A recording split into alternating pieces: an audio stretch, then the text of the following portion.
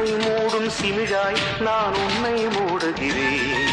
உன்மேல் விழுந்த வெயிலால் நான் சருகாய் மாறுகிறேன். உந்தன் நினைத்துதானே நான் இன்னும் வாழுகிறேன். உந்தன் சிரித்துதானே என் உதயம் காணுகிறேன்.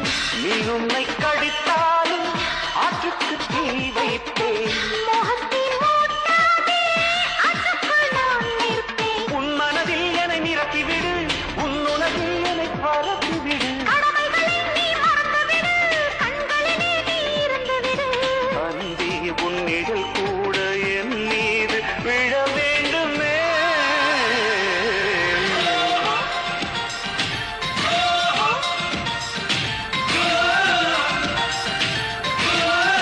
பூஜா பூஜாவா பூஜாவா,